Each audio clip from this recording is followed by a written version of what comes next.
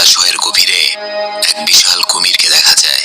লোকটা এক সময় পথের মধ্যে দেখতে পায় তার এক বন্ধুর কাটা মাথা পড়ে আছে, কিন্তু সে কিছুই করতে পারে না, কারণ সে জানে এক মুহূর্ত ভুল করা মানেই মৃত্যু নেমে আসবে। এই লোকটা এমন একটা ভয়ঙ্কর জায়গা থেকে এসেছে যেখানে মানুষের মাথা কেটে লাঠির মধ্যে গেঁথে রাখা হয়। দিনের পর দিন রক্ত, কাদা, ভয়ঙ্কর জঙ্গল এবং মৃত্যুর হাত থেকে পালিয়ে বেড়াচ্ছে সে। না, এই কাহিনীটা শুধুমাত্র কাল্পনিক কোনো মুভির কাহিনী নয়, সত্যিকারের এরকম ঘটেছিল, যে ঘটনা থেকে এই মুভিটা বানানো হয়েছে। জ্বলন্ত সত্য ঘটনা অবলম্বনে একটা সেরা action thriller ASG story presents এমানসিপেশন। Movie শুরু হয়, দেখানো হয় 18 শতকের আমেরিকা। উত্তর আমেরিকার মানুষেরা চাইছিল দাস প্রথা বন্ধ হয়ে যাক, কিন্তু দক্ষিণ আমেরিকার মানুষেরা চাইছিল দাস প্রথা চলতে থাকুক। দাস প্রথা কাদের বলা হতো? কালো চামড়ার মানুষদের পশু পাখির মতো হাটে বিক্রি করা হতো, তাদেরকে দিয়ে কাজ করানো হতো, যৌন নির্যাতন করা হতো এবং কারণে অকারণে তাদের প্রতি প্রচন্ড নির্যাতন করা হতো। এই কাহিনী যখন শুরু হয়, সময়টা 1863 সালের 1 জানুয়ারি। আব্রাহাম লিঙ্কন ঘোষণা করে দেন যে এখন থেকে কেউ কারো দাস নয়, প্রতিটা মানুষ স্বাধীন এবং প্রতিটা মানুষ নিজের মতো করে বাঁচবে। দেখা যায় দক্ষিণ আমেরিকার লুইজিয়ানা নামে একটা গ্রাম, পিটার নামে এই কালো চামড়ার মানুষটাকে মাঠে রাত দিন খাটানো হচ্ছে। তার স্ত্রী এবং সন্তান নিয়ে তারা একটা ছোট ঘরে বসবাস করত। চারপাশে সাদা চামড়ার পাহারাদাররা ঘুরে বেড়াচ্ছে, কেউ একটু বিশ্রাম নিয়েছে কি তার পিঠের মধ্যে চাবুক পড়তো। পুরো জায়গাটা ছিল দাসত্বে ভরা। তারা জীবিত তো ছিল, কিন্তু জীবনে স্বাধীনতা ছিল কই? একদিন পিটার নিজের পরিবারের সঙ্গে বসে প্রার্থনা করছিল, ঠিক তখন হঠাৎ একদল সাদা চামড়ার মানুষ বন্দুক নিয়ে তার বাড়িতে ঢুকে পড়ে। তারা পিটারকে মারধর করে টেনে হিচড়ে একটা গাড়িতে তুলে নেয়। পিটারের স্ত্রী এবং বাচ্চারা অসহায়ভাবে কাঁদতে থাকে। বাচ্চারা বাবার কাছে ছুটে আসতে চাইলে সেই লোকগুলো তাদেরকে টেনে সরিয়ে দেয়। গাড়িতে বসে পিটার চোখের জল সামলে শুধুমাত্র একটা কথাই বলে, ভয় পেও না তোমরা, আমি একদিন তোমাদের কাছে ঠিক ফিরে আসব। এরপর গাড়িতে পিটার এবং আরো কয়েকজন দাসদের নিয়ে কিলটন শহরে সেনা ঘাঁটিতে কাজ করতে নিয়ে যাওয়া হয়। জায়গাটা প্রচন্ড ভয়ানক, শরীর শিউরে ওঠার মতো, কারণ চারপাশে অনেকগুলো লাঠির মাথায় কাটা দাসদের মাথা গেঁথে রাখা ছিল। কিছু দাসকে আবার গাছের ডালে গলায় দড়ি দিয়ে ফাঁসিতে ঝুলিয়ে হত্যা করা হয়েছিল। সেখানে পৌঁছানোর পর পিটার এবং অন্যান্য দাসদেরকে চেন দিয়ে বেঁধে একটা খাঁচার মধ্যে রাখা হয় এবং জোর করে ট্রেন লাইনের কাজ করতে বাধ্য করা হয়। তারা রোদ জলে অমানসিকভাবে খেটে যাচ্ছিল, কিন্তু তাদেরকে না ঠিক মতো খাবার দেওয়া হতো, না পোশাক। এবং এই নরক থেকে কেউ পালানোর চেষ্টা করলে তার পেছনে হিংস্র কুকুর ছেড়ে দেওয়া হতো। কারোর বা শরীরে আগুনে পোড়ার দাগ দিয়ে চিহ্নিত করে দেওয়া হতো যে এই মানুষটা পালানোর চেষ্টা করেছিল। অমানসিকভাবে কাজ করতে করতে কেউ যদি ক্লান্ত হয়ে কাজ থামিয়ে দিত, তাকে তখনই গুলি করে মেরে ফেলা হতো। এমনই নরক ছিল এই জায়গা। তারা আশা হারিয়ে ফেলেছিল। প্রতিদিন মনে হতো মুক্তির কোনো রাস্তা নেই। তারা এই জঘন্য জায়গায় আসার পর এখান থেকে পালানোর বা এখান থেকে বের হওয়ার সমস্ত আশা হারিয়ে ফেলেছিল। পিটার একদিন বাকি দাসদের দিকে তাকিয়ে শান্ত গলায় বলে, ওপরওয়ালাতে বিশ্বাস রাখো, করো, মুক্তি একদিন নিশ্চয়ই আসবে। একদিন কিছু সাদা চামড়া সৈন্যরা কথাবার্তা বলছিল যে আব্রাহাম লিঙ্কন নাকি সব দাসদের স্বাধীনতা দিয়েছে এবং এই কারণে সব দাসরা ব্যাটন রক নামে একটা জায়গাতে পালিয়ে যাচ্ছে। কথাটা পিটারের কানে যায়। তখনকার মতো সে কাউকে কিছু বলে না। পিটার অনেক সাহসী ছিল। পরের দিন ওই সেনাঘাটির এক অফিসার খাঁচার সামনে এসে পিটারের দিকে তাকিয়ে কেমন সুরে বলে, আমার দিকে তাকা, আমি তোর ঈশ্বর আর তুই আমার কুকুর। এই কথাটা পিটারের বুকে প্রচন্ড ভাবে লাগে। পিটার এটা শুনে প্রতিবাদ করে এবং এর শাস্তি হিসাবে ফাজিল পিটারকে একটা বাঁধা হিংস্র কুকুরের সামনে বেঁধে রাখে। কুকুরটা ভয়ানকভাবে গর্জন করতে থাকে। ঠিক পরের দিন পিটার ভেবে নেয় এখনই কিছু একটা করা দরকার। সে খাবার সময় আব্রাহাম লিঙ্কনের ঘোষণাটা আরো কয়েকজন দাসদেরকে শোনায়। সে বলে, আমাদেরকে যত তাড়াতাড়ি সম্ভব বাটন রক নামের জায়গাটাতে পালাতে হবে, কারণ সেখানে আব্রাহাম লিঙ্কনের সৈন্যরা আছে, তারা আমাদেরকে বাঁচতে সাহায্য করবে। কিন্তু সেখানে যেতে হলে আমাদের কিন্তু অনেকগুলো বাধা আছে। এক, এই নরক থেকে পালানো। দুই, বিশাল বড় একটা জায়গা আছে যেখানে কাদা এবং জলাভূমি দিয়ে ভর্তি। সেখান থেকে যদি বেঁচে ফিরতে পারি তবেই আমরা পৌঁছতে পারবো সেই জায়গায়। কিছুক্ষণ পর দেখা যায় একটা দাস কাজ করতে করতে হঠাৎ মাটিতে পড়ে মারা যায়। পাশের পাহাড়দারটা বলে, পিটার, যাও এটাকে মাটির গর্তে ফেলে দিয়ে আসো। আসলে যখনই কোনো দাস মারা যেত কাজ করতে গিয়ে, তাদেরকে ওই গর্তের মধ্যে ফেলে দেওয়া হতো। পিটার সেই মৃতদেহটাকে মাটিতে কবর দিতে শুরু করে এবং লক্ষ্য করে একজন পাহারাদার তাকেও গুলি করতে নিজের বন্দুক বের করছে। পিটার নিজের প্রাণ বাঁচানোর জন্য নিজের কোদাল দিয়ে পাহারাদারদের উপর আক্রমণ করে আশেপাশে বাকি সৈন্যদের সঙ্গেও লড়াই করতে শুরু করে দেয় পিটার। এই সুযোগে বাকি দাসরা ছড়িয়ে ছিটিয়ে পালাতে শুরু করে। ফেজেল একে একে যতজনকে সম্ভব গুলি করে ওখানেই মেরে দেয়, কিন্তু পিটার কোনোভাবে ওই জায়গা ছেড়ে দৌড়ে গিয়ে জঙ্গলের মধ্যে ঢুকে পড়ে এবং আরো 3 জন দাস তাকে অনুসরণ করে। অন্যদিকে ফাজিল তার 2 জন সঙ্গীকে নিয়ে ঘোড়ায় চড়ে বেরিয়ে পড়ে, কারণ তার এখান থেকে আজ অব্দি কোনো দাস পালাতে পারেনি। ওই পিটার এবং বাকি 3 জনের জন্য খোঁজ শুরু হয়। ফাজিলকে দেখা যায় সে নিজের হিংস্র শিকারী কুকুরগুলোকে পিটারের পেছনে ছেড়ে দেয়, যাতে কুকুরগুলো তাকে খুঁজে বের করতে পারে। পিটার এবং আরো 3 জন আরো ঘন জঙ্গলের মধ্যে ঢুকে পড়ে।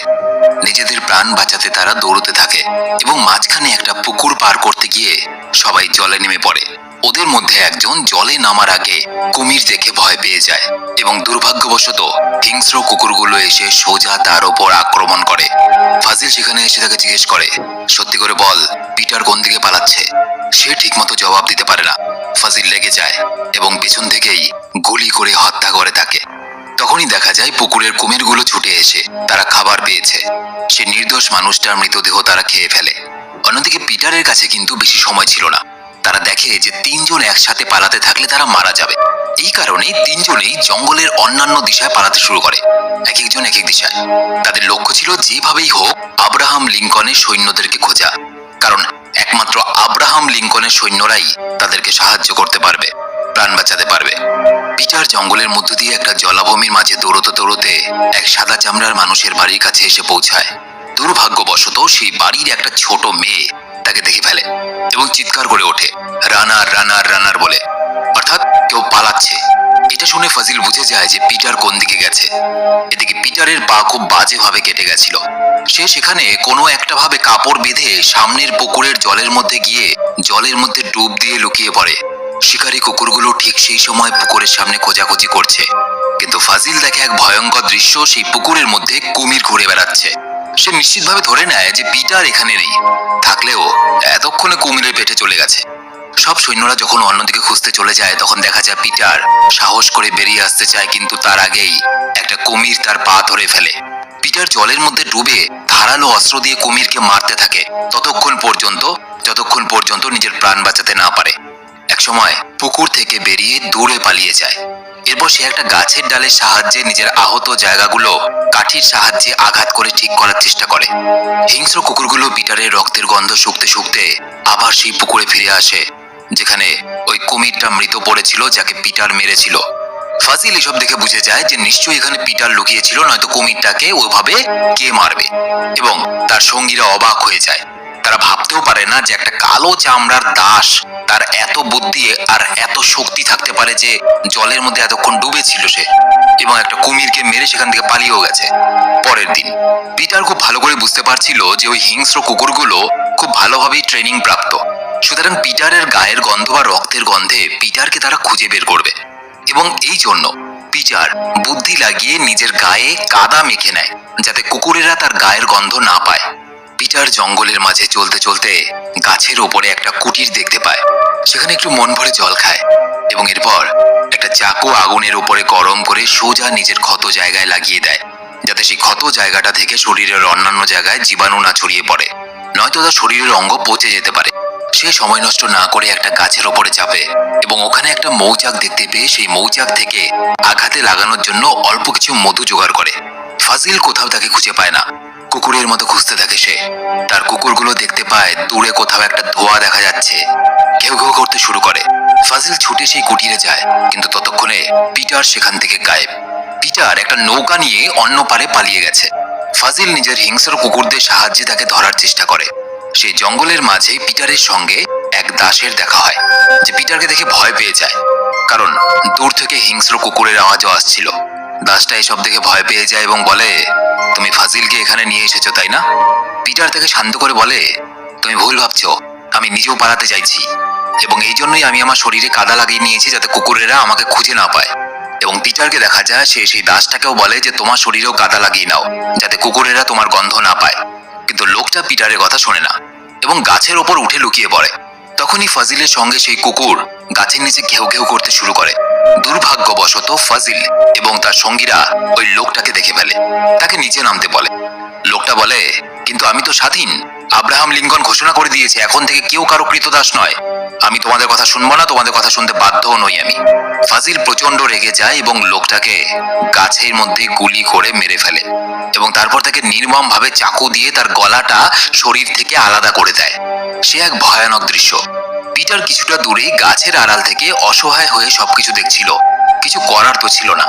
ফাজিল চলে যাওয়ার পর পিটার বেরিয়ে আসে এবং নিজের সঙ্গীর এই অবস্থা দেখে প্রচন্ড কাঁদতে থাকে। পিটারের পক্ষে একা কোনোভাবেই সম্ভব ছিল না নিজেকে বাঁচানো। অন্যদিকে পিটারের স্ত্রীকে ডেকে বলা হয়, এক জায়গায় কিছু দাসের দরকার, তুমি যদি মানা করো তাহলে তোমার মেয়েকে সঙ্গে নিয়ে যাব।